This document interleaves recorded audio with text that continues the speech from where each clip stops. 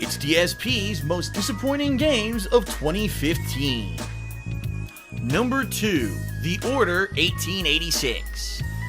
I think a lot of people will actually be surprised that this is only number 2 on the countdown because it's probably the game I complained the most about this year, with good reason. The Order 1886, for 2 years, was advertised as the game that was going to be the system seller for the PlayStation 4, being a console exclusive, being made by a Sony-owned game studio.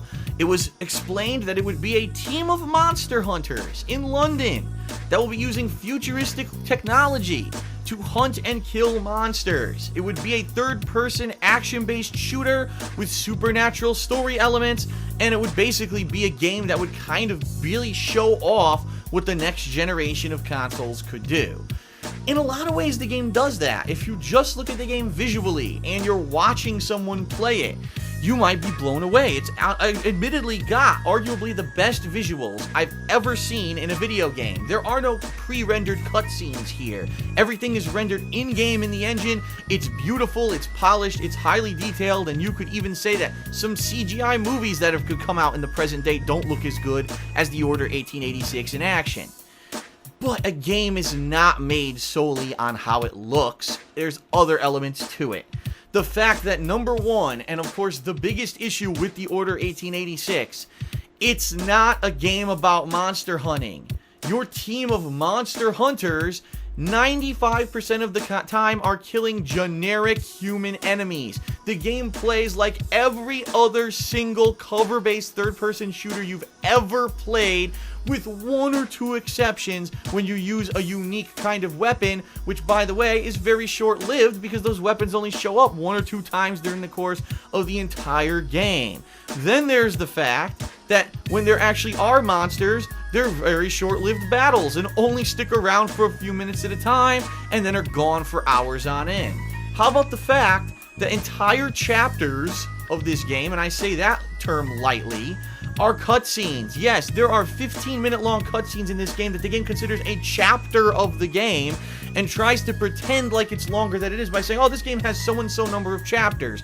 No, it doesn't. It has about half that because the other half are just cutscenes. That's unacceptably false advertising.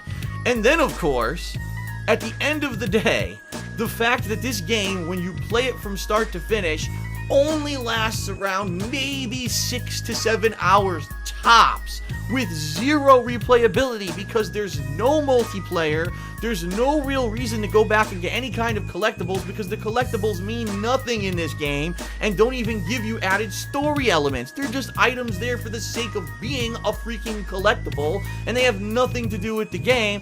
This game is a laughable joke. A $60 shiny turd. I said this in the game review, and I'll say it again. It doesn't matter how many times you shine a turd. It doesn't matter what coat of paint you put on it, how much sparkle, razzle dazzle, how much you kiss its ass and say it's a good turd. When you go to pick up that turd, it's still a lump of dung.